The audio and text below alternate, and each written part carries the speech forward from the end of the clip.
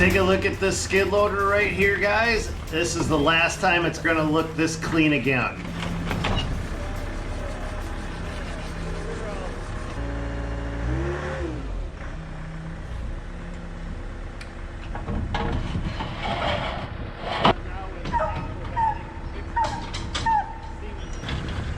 Come on, up, nope, nope, you stay with me. Nope, nope, we're fine, come on. I know your buddies are in the truck. Wait till they stop. Don't talk back to me. Or just go take off on her. She does what she wants. That's what a coonhound does, whatever they want to do. Buck! How you doing, Buck? Down. Good to see you, man. How's life treating you? Very well. Stay down, Lucy. Uncle Tom, Chris, hi guys. So what we got going on here? Is that your skid steer or is that the other one that's going to do the brush hog? That's what we're going to be using today. So let's go check out. Hey, Buck, will you show us what you brought up? I want to see what we've got going on. That's the Loftus G4 head that we brought along. Teeth on it, knowing you're going to abuse it a little bit. So You put carbide on? yeah. Okay, good. Yeah, I think for what you got going, that'll be best. So, and then here I've basically got a hardware kit for yours to add on the HD hardware, get the guarding on it, ready to go. So, God, we couldn't ask for a better day, huh? man, it's supposed to be in the 40s today. That's pretty good. All right, before we can mulch anything, we got to put the protective cage over the top of the loader. I want to get all the mulching done, and I want to get installed. We want to get all that done. So the reason we have to put the cage on is because forestry mulching can be pretty dangerous, actually. A lot of those trees, those heads will grab them and will shoot them just like a spear, like, and it sometimes shoots it out the front, shoots it out the back. So that's actually a bulletproof front glass door.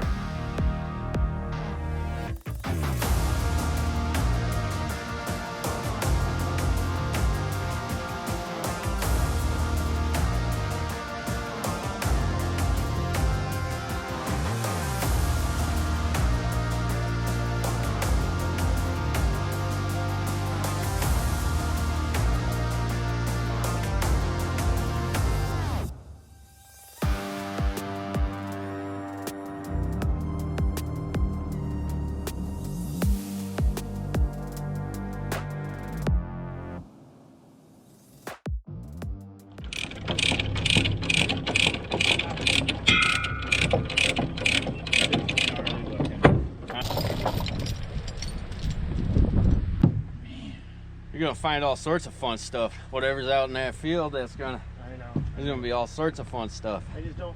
I don't care about like cans and other crap. I just don't want wires. Get a good chunk of cable wrapped up in there. Yeah, You won't have that out there and on the pasture.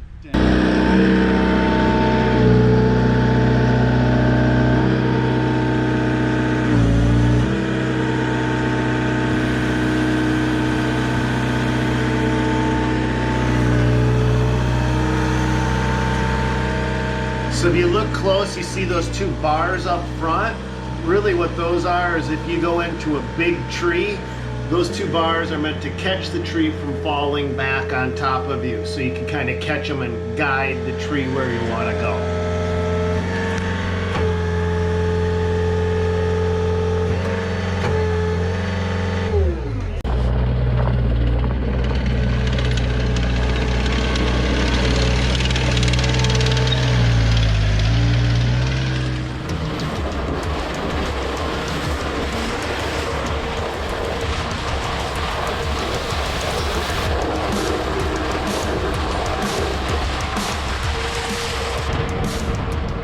So on the farm, a lot of our old pasture has been just completely taken over by brush. And I thought the best place for us to just start to get familiar with this machine is trying to take back some of our pasture land, take some of the brush out, and clean it up a little bit.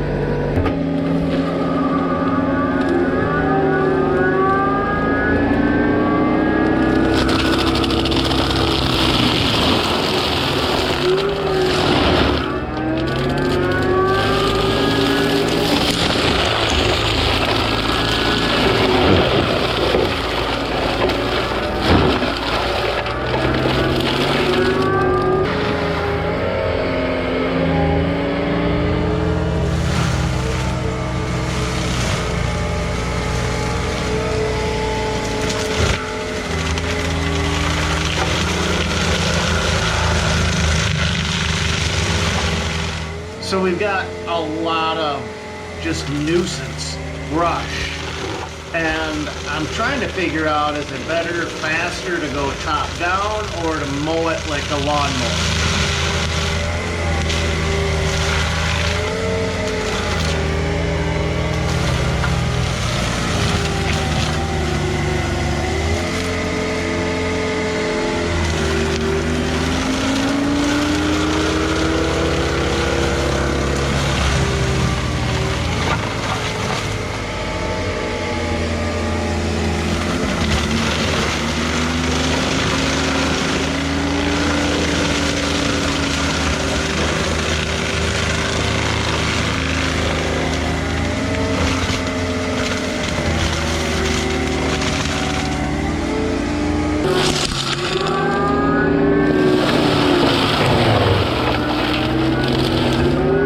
So with the forestry head, you can also mulch everything up. And that's what I want to do in this case, because we want to be able to bring the cows back out there, and I don't want a whole bunch of sticks poking out of the ground.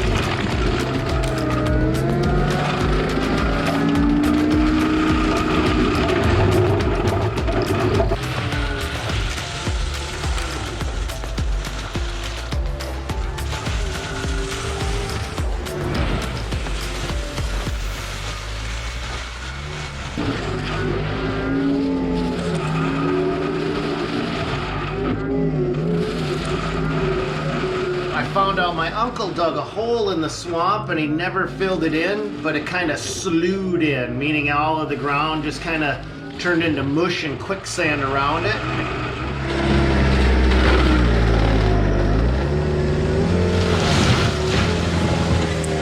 What I'm trying to do right there is use those front tree tines to push my way out. But what's happening is the weight of that forestry head keeps dragging the front of my ASV down. Oh,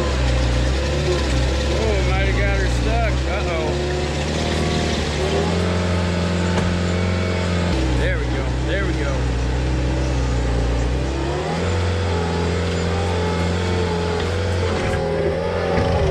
This is the closest I've ever come to getting her stuck. I'll tell you, you get an ASV stuck, man, you're stuck. Oh, that was close. That was a little sketchy. That's what I was saying. I was like, uh-oh, boys. Yeah, if you see me getting into that, let me know, because these won't No, you push me didn't. out. All of a sudden, it just went whoop. Yeah, she just sunk. Yeah, all of a sudden, I even said it. I was like, ooh, that looks a little sketchy over there. And then it wasn't. It was just... God, she just disappeared on me. You had that thing sunk up to the, almost to the bottom of the... Did you catch it? Oh, I got all of it. It's still running. I caught it? Yeah, I got it on my phone too. Nice. I couldn't see it. All I know is I was driving and all of a sudden, why am I looking directly at the ground? Just waving you. I didn't even have time to wave you down and you broke. Cameraman that's so polite. Uncle Tom. Oh, he calls you Uncle Tom? Should be sir, damn it. We in Alabama. I was calling him sir, and he told me not to do it. Well, I found out why we sunk. Yeah, there's a hole. That's what Uncle Tom was saying. I know, he didn't tell me that there was a hole We all there. knew there was a hole there, except for the dude that was running the skid steer. the most important guy there, yeah. Go in a small brush here, just kind of go straight through it. And, All right. I'm going to start. first time hold it up enough to get the big tops off, and then you can go as low as you want to go. All right, I'm going to try starting on this road. You want to go there? Yeah, I'm going to just, because I know that road is high ground, and then I'll start to work my way off-road instead of just nose diving right into the mud. You get a good video. Figured out why we almost got stuck, because Uncle Tom dug a hole there 25 years ago and forgot to tell me about it today. So we're gonna go a little off trail. Let's close up. You guys can hear me better. We're gonna go a little off trail. So that first button activates the hydraulics, and then we kick it into high speed by hitting the button right next to it, which is high flow. This is a road here, supposedly.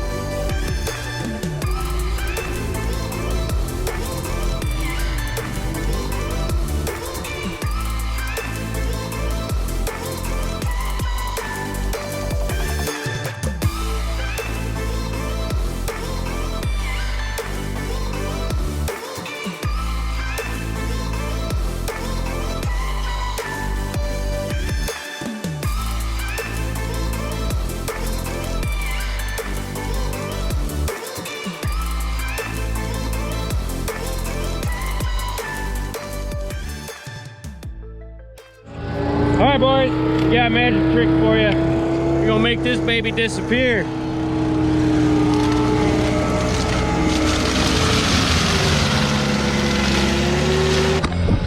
Guess I'm not super sure why he's not going top down instead of going straight into him and trying to get him tangled up, but I'm sure there's a reason.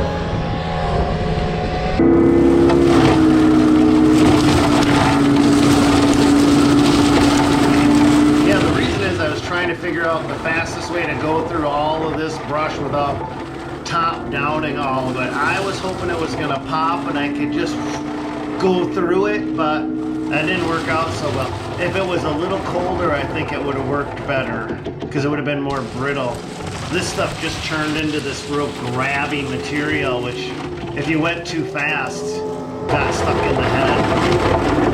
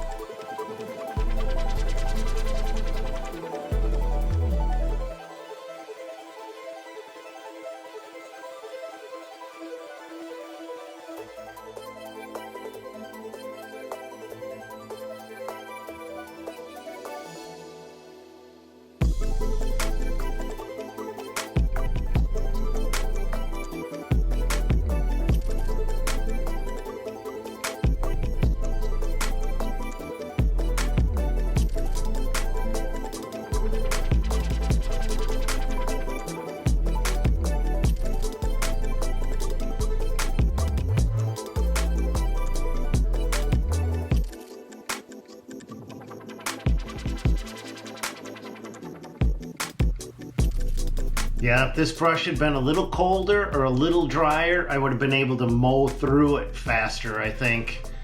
But it was just at this stage where it was just starting to come back to life and all of the energy was going back into the branches, and so they were becoming supple.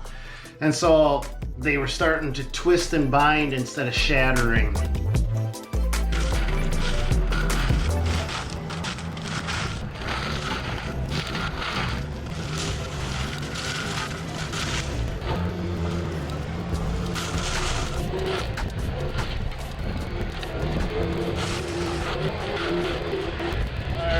Let's see if Sam wants the learning.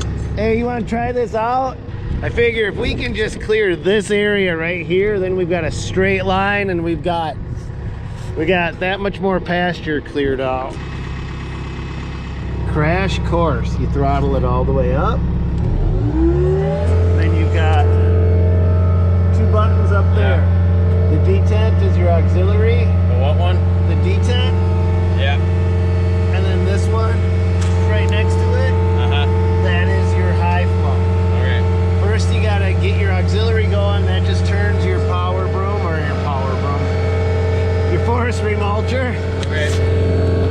then you turn it on to high flow to kick it into the next gear. Okay. Now when you get bound up, you turn both of those off. Alright. And then you use the throttle right here to manually rotate the brush or the head as you go backwards or forward to unplug it. Okay. You gotta keep an eye on your fuel because you're at full throttle and she sucks it. Yeah, what forward? You don't use that for nothing. Okay. That's only when you're bound up. Oh, okay.